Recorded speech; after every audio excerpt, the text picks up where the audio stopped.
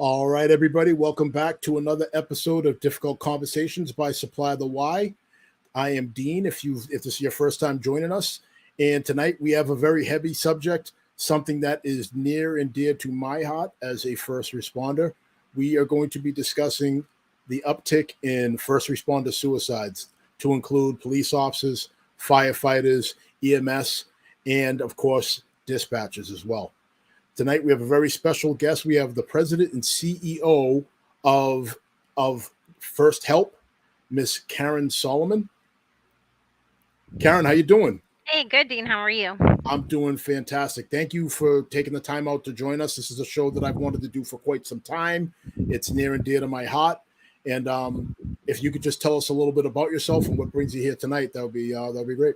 Sure. Yep. So, as you said, my name is Karen Solomon. I am one of the co-founders and the president of First Help. We were formerly known as Blue Help. We've expanded to include all first responders.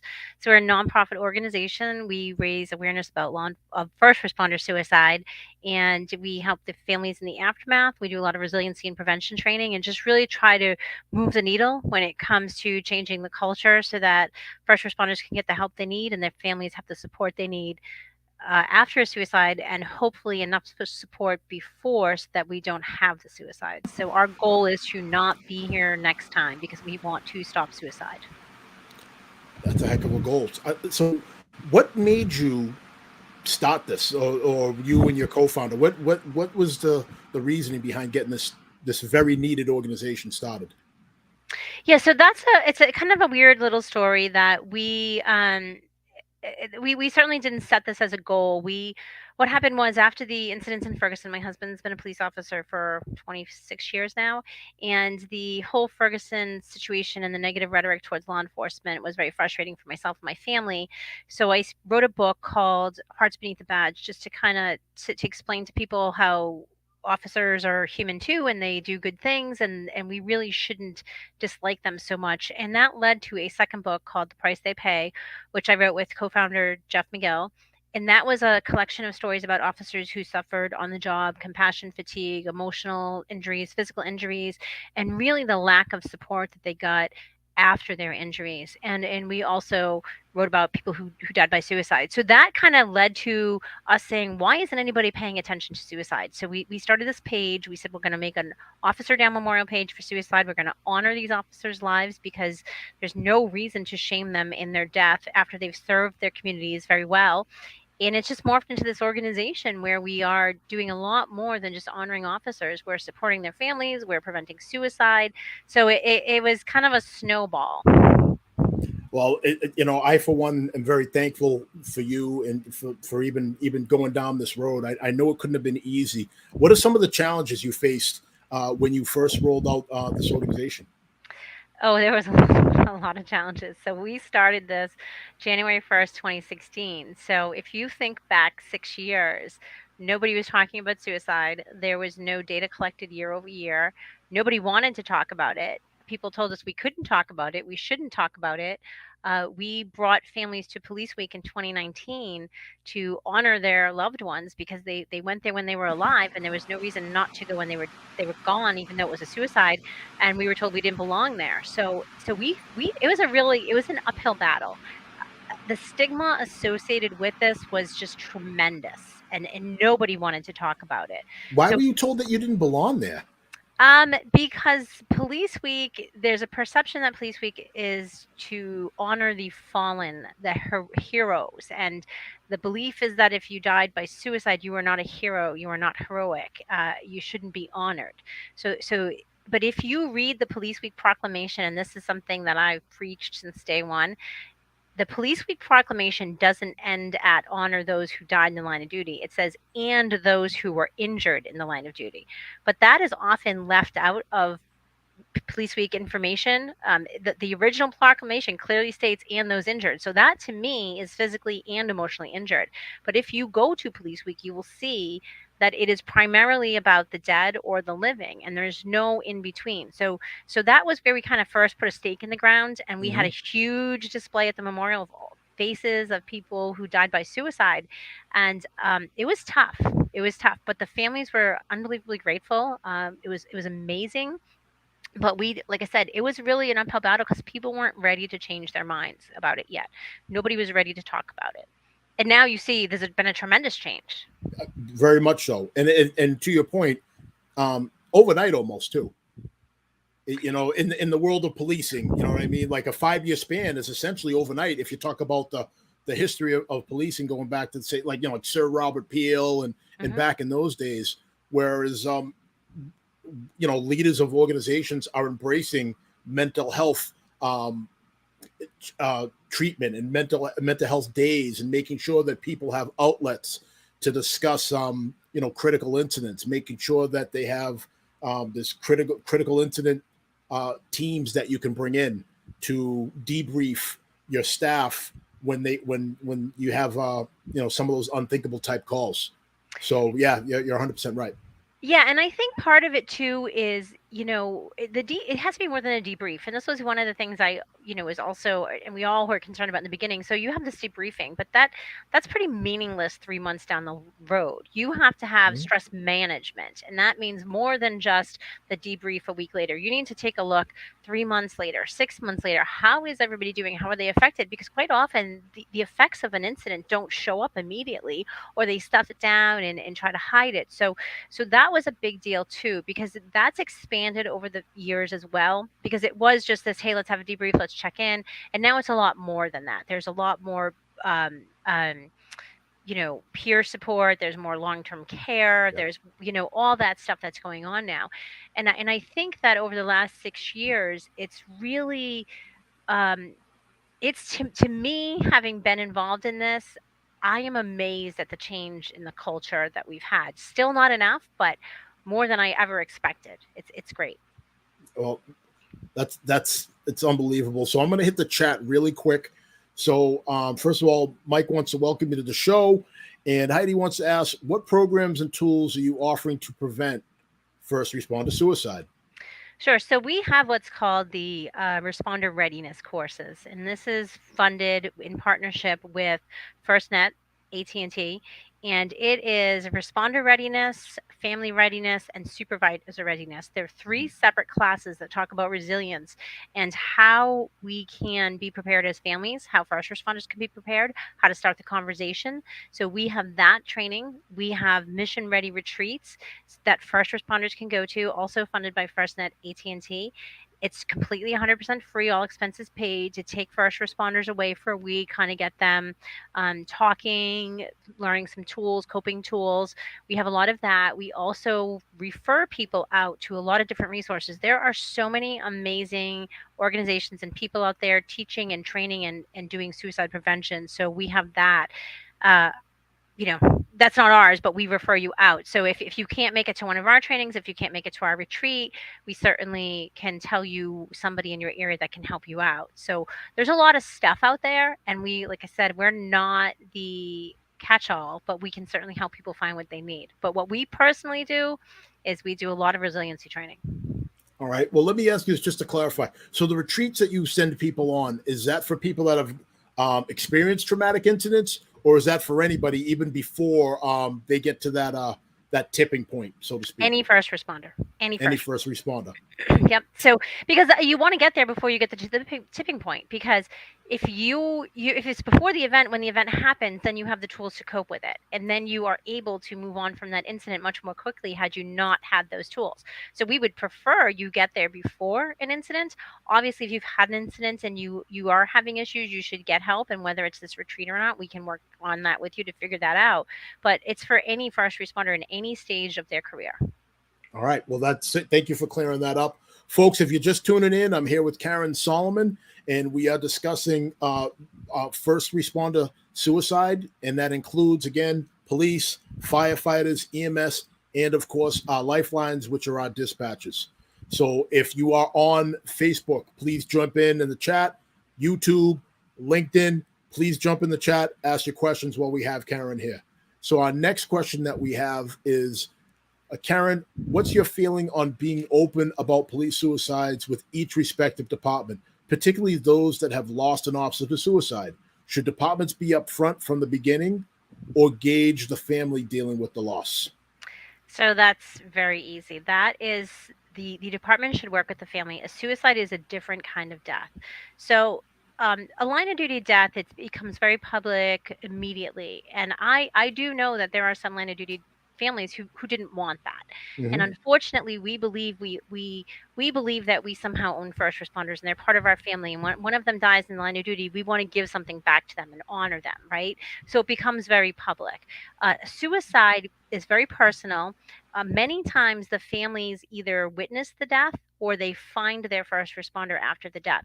It's a different kind of loss. So we don't want to just go public with it. And it's also because of the stigma in society, it's not necessarily the right thing to do. Many families will come forward right away and say, here's what happened, do better, be better, don't don't die by suicide. Some families aren't ready for a very, very long time to talk about it publicly and they don't want it to be known publicly. There are families who will put something else in the obituary or they will be very vague because they just don't want to talk about it. We had a family that her son died by suicide and she didn't even tell her neighbors. And she joined our support group, she joined our family, so to speak. And about a year and a half in, she called me up and she said, you know, I'm finally ready to talk about it. She said, you guys gave me the courage to talk about this. Seeing other families came come forward gave me the courage to talk about this. So I want to tell people now that Erin died by suicide. I want to talk about it. So every single family is different, every situation is different. So you absolutely should take guidance from the family. But what you shouldn't do is you should not change the way you treat that family after a suicide. You treat them the same that you would treat a line of duty, a cancer, any other off duty death. They are entitled to off duty honors. They are entitled to be told what benefits they will be losing, what they will and won't get. They were entitled to have some kind of support from the department. So that you should not change because they are going to need your support and they're going to be afraid to ask for it. Karen, so can I just have you circle back, talk a little bit about the benefits that they will or will not get? A lot of folks don't realize that it depends how how you pass away while you're on the job, what type of benefits you're entitled to. So if you could just touch upon that a little bit. Yeah, and that's something I couldn't believe people don't know about. So, this is I am just stating a fact. I'm not passing any judgment. If someone dies in the line of duty, they get an automatic federal death payout. This year's death payout is $380,000. $387,000, and every year it changes, it increases incrementally with inflation and stuff. So God forbid my husband dies in line of duty, I get $387,000 from the federal government right out of the gate. I get his full pension for life. I get benefits for life. That's education for my kids, education for myself, health insurance for myself, health insurance for my kids. I get living in Massachusetts, I get another $300,000 death payout. I would walk away with almost $2 million in cash and benefits after my husband, God forbid, dies in the line of duty. And that's not to include the fundraisers that people have and the tunnels to tower paying off your mortgage and everything. Now, God forbid my husband dies by suicide, I will get nothing.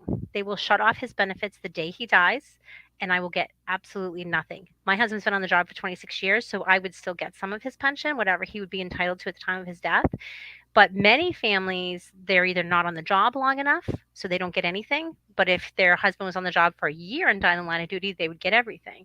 We have families with kids that they are not told they'd be losing their benefits that show up at the hospital with their kids sick and they say, you don't have any health insurance anymore. So shame on us for treating them so poorly and not telling them.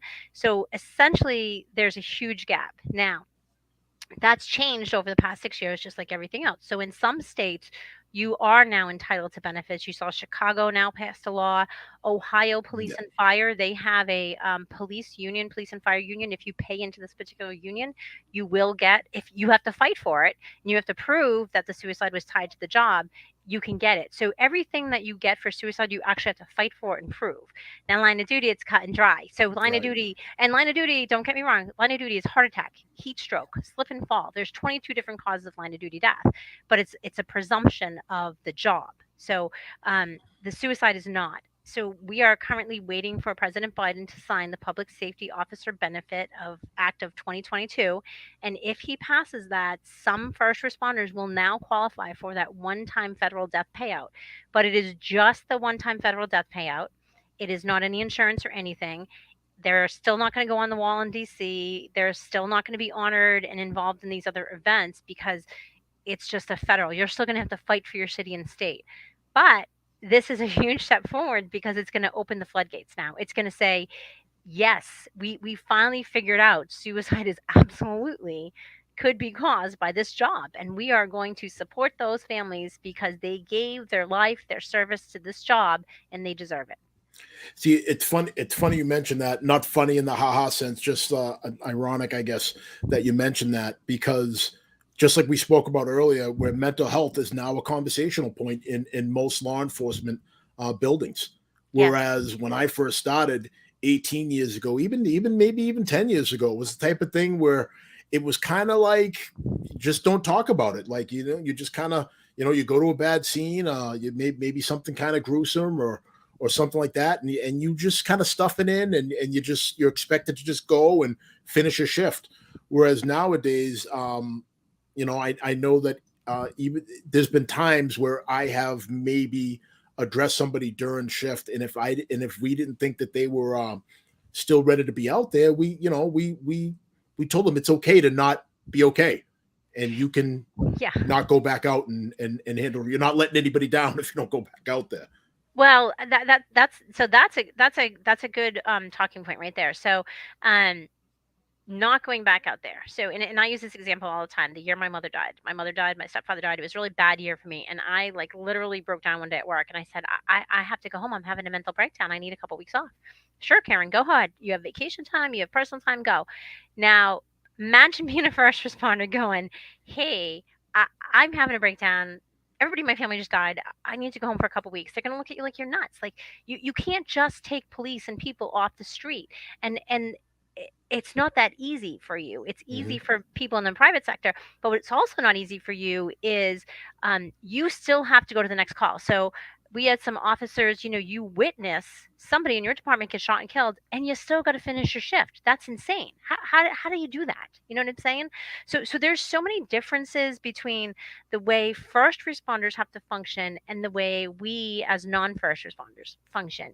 And obviously we have a little easier time of it because we are we're considered regular people with feelings, and you guys aren't, not for anything. But again, it's changing. It's definitely changing, and there are departments that will say, hey, you can go home now. There are departments that have these amazing wellness programs in place, but we're still a long way off from getting there. A long way off for sure. A long way off, 100% is is where we are. I just a really quick story. I at one point, like I went to a call and it was the death of a child, and it was I had to finish my shift. Is a long is a long short of it. Yeah. So I had to process the scene, write the report, and I was expected to go back out and finish my shift. And I'm not so sure in today's world that a lot of departments would continue to do that. So just a quick story there about how times have changed for the better. So Absolutely. go ahead on. I'm just looking at the chat as we go here. Yeah, so no, I absolutely agree. And I think there's been so many studies done that show, heart rates of first responders throughout their shift, how quickly they go up and down, and how they never quite go back down because you're always on. And just as you're decompressing, you're going to the next call. So that's something that I think has also influenced this. It's the physiology involved with this because it's not just an emotional thing, and I believe that's probably one of the reasons why you have the heart pill. Like here in Massachusetts, you can go out on the heart pill. A heart attack is considered line of duty death if Mhm. within 24 hours of certain things happening. So there's a lot involved. It's not just your emotions, it's the body and I believe that finally making that connection and doing it so publicly enabled people like to be able to take some time off after a call or not finish the shift when they need to. Well, that's yeah. It's a much needed change. I'm just looking at Dawn's comment here. It says all military services Discharge you. will discharge you if you report PTSD. So I'm going to tell you, I'm not sure I agree with that. I'm not in the military, but I do know that the military is light years ahead of first responders, law enforcement, especially in terms of how they treat their mental health and how they honor their suicides. And there's so many other organizations out there that are supporting this, and they have different rules and regulations in place. So I'm not sure what particular service he's talking about, but I do know that they have gotten a lot better at this. Is But what you're I talking about, is it branch specific, or are you just saying as a whole military? as a whole, military, and I can't speak for different units and different branches specifically, because I'm sure there are some kind of guidelines, and that brings up another issue. What are the guidelines for not allowing you to come back to work after you have an emotional issue, or bringing you back? I was speaking to a first responder, and she had issues, and she said, I am absolutely able to do my job again once I feel better, and why shouldn't I? And she's right. So there's got to be protocol and guidelines in place. And again, I can't really speak too much to the military, but I do know there's definitely still some issues, but they have better protocol in place than we do in law enforcement right now. So as you talk about that, I will say that one of the things that I think makes it more difficult for, say, I'll say law enforcement, for example, is the fact that you carry weapons. Absolutely. And when you carry these weapons, and though you're trained in them and all that, but how do you make sure somebody's in the right emotional state of mind once they come forward with something like this? So let's Yes. talk about that a little bit. Yeah, and so that's a hot topic, whether or Very. not first responders should take their guns home, law enforcement should take their guns home. Are they doing it because they have access to their weapons?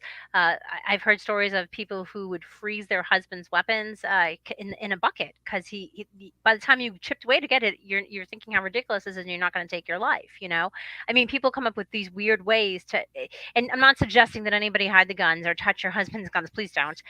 But it was just an interesting roundtable, one of the conversations. But the bottom line is, first responders, law enforcement have access to guns, and people they the perception is they become a liability. So if you have an emotional issue, you're erratic, you're more likely to shoot yourself or somebody. So there is that fit for duty thing that we can go Right. through. There's all kinds of other stuff. And again, there's not really a lot of guidelines other than the fit for duty, which is the extreme end of how to get somebody well and get them on the job. And there is actually a medication list that approved medications you can take as a law enforcement officer. So if you are a law enforcement officer and you are depressed, or taking meds, and somebody tells you you should be off the job because of it, you can look at this list, and it will tell you that you're okay to do your job on these meds, because it's just helping you with your mood and whatnot. But I don't want to get too far off topic. But the bottom line is, I don't have those answers, and I don't really think anybody does, because especially with the culture in America with gun violence and mass shootings, how do we, God forbid, it's some, recent. Okay, so for instance, an officer died recently, suicide by cop. He was suicidal. He took his gun. He went out, and he was aiming his weapon at other officers, and they ended up shooting him. So that could be a classic case against taking your guns home. You know what I mean? So it's just such a complicated issue. I don't think anybody has the answer for that. Yeah, I mean, it's a difficult answer, because I would think in most states, here, I've been a police officer in two different states, and both of them, if you are licensed to carry on as a police officer, you can buy your own guns. Hmm. So whether or not you take your gun from work home or not is inconsequential. That's, I mean, all Right. right. So I leave this gun here and I go home and get, one of the guns I own, and we're in the same boat. And how many So people do you really know that have one gun? How many cops have one gun? yeah, not many. Most at least have an off duty carry. Exactly. If for no other reason, just in case you run into somebody who didn't like a result of a call you were at, whether that means you had to arrest them or you had to have them, sectioned into a hospital or something like that. I mean, that happens. Yep. And then of course there's always the whole, like being a trained person. It's hard to. I mean, like when you go out to eat with your husband, where's he sit? Oh yeah. Facing the door, right? Yeah. Yep. Facing the Absolutely. door. Well, Yep. like my family, they know, if there's a seat that's facing the door, they know that I'm not even don't even bother sitting there. That's my seat. You know And how a many times lot, I've been stranded in the grocery store because he saw somebody, so he went and hid in the car, you know, because he doesn't want him to know me, you know? yeah, yeah, and that, Yeah, and those are the things, and those are extra stresses that we live with yeah, as first responders. That the average person would have no idea what it's like to live like that from day to day.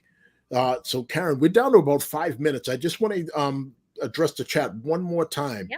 So, Mike says, with staffing shortages and or this do more with less mentality, how do we get better at minimizing continuous traumatic exposures? Is it practical? Yeah, no. I mean, if we're doing more with less, staffing shortages, it's not practical. It's not going to happen. You're Mhm. probably going to experience more calls, more traumatic experiences.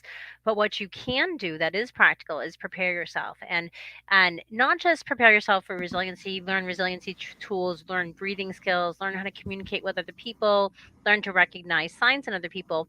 But go home, make a list of resources in your area so that God forbid you need them or somebody you know needs them so that you're prepared, because the last thing you want to do when you're in a crisis is scramble looking for help, because you're going to end up in the wrong place or you're going to be too nervous and you're not going to be able to find the right kind of help. So prepare yourself with a list of what you think you would need in case of some kind of an emotional emergency, and prepare yourself so that you don't get that far down that path, so that you learn resiliency, you learn coping skills, you talk to somebody and trust that they are going to listen to you. That's one of the biggest challenges we all face, right? Is somebody taking us seriously and us opening our hearts to somebody else and being afraid of what they're going to think of us. So, Michael, if you are struggling and somebody doesn't want to listen to you and they don't want to talk to you and they don't want to take you seriously, that is not a reflection on you. That is a reflection on them. And you just move on and you find somebody else, because there are plenty of people who are out there who will support first responders and who will listen to you and who understand what you're going through. So, that's my answer. No, that's a fantastic answer. So, as we get down to it here, Karen, tell us. I know you got a lot going on, and I know that September's a big month for you. Tell us a little bit about what's on your plate and what we can expect out of First Help. Sure. So September is Suicide Awareness Month, Suicide Prevention Month, and we have days at the end of the month for law enforcement, firefighter, telecommunications, and EMS suicide awareness days. We have walks around the country throughout the month. We have our annual honor dinner where we fly families at absolutely no cost that lost a family, a first responder suicide. We give them a special weekend with other families, events, gifts, and honor dinner. And just some of the services we offer, because we didn't mention it, is we do offer college scholarships for kids who lose a first responder to suicide. We send out care packages to the families in the department after a suicide. We have retreats for them. We just had Camp April this past July. It was amazing, where we brought 20 families with kids. There was 65 people total to a retreat in Missouri, and they had a wonderful weekend, all expense paid. So we are really blessed to have some great supporters in Motorola and FirstNet that help us with these programs so we can serve the first responders we lose to suicide. So September is a big month for us because we have all the walks, we have the dinner. It's just a great month to get out there and talk to people and open the conversation about suicide. So make sure you do it. You said that so emphatically, like you got me ready to run down and run through a wall for you. You know, that's something. So what I will do is I will make sure that I replay this episode during that week. I plan to stay in touch with you. Can you give us some of the locations? I mean, I'm here in Massachusetts. Do you know offhand of anything you have that's live here in Massachusetts? Braintree, August 28th. We have a All right. walk. Then in September, we have a golf tournament for Mass State Trooper. We have an officer who just reached out to us. So Braintree, we have our walk. We usually get about 300 people. We have a golf tournament in September. We just had an officer in Massachusetts reach out to us. He wants to walk from New York border to the Cape to for in honor of us. So that'll be something cool. He's probably going to walk right by you, actually, Stoughton. Um, yeah, so we have a couple of things going on coming up in Mass that I'm gonna get you to so we can meet you in person. Yeah, that would be great. August 28th. August 28th in Braintree. Yeah, at So the high what? school. Okay, I think that is a Sunday, I It is. believe. Right? Yes, Okay. it is. All right. Yeah. So we can talk a little bit You more can about that. skip church to go talk about suicide prevention. God will What's let you. You what's can that? skip church. You can skip church that day. All right, folks. You hear that? All right. The Karen says it's okay. So That must be what it takes to be right with whoever you pray to. So, Karen, we're up on time. I got to say thank you so much. This half hour flew by. There's been a lot of great information here. How can people reach out to you? How can people find you? Really quick. Yeah, absolutely. Firsthelp.org. 1ST, the number 1ST, first help, HELP.org. And from there, you can link to all of our pages and you can see the work we do. You can see videos of our events. You can see the people we've lost to suicide. So just go to our website. All right, Karen, this has been outstanding. Thank you so much for taking time away from your family, for being here. Folks, if you like this episode or if you know somebody who could benefit from the content of this episode, please like our pages on our social media. Please follow us and please share these episodes. People need to hear these conversations. They're just so, so important. So, folks, that's going to do it here from Supply the Y tonight. Stay with us, and we'll be back on with a live episode very soon. Have a great night, everybody. And always #Supply the Y.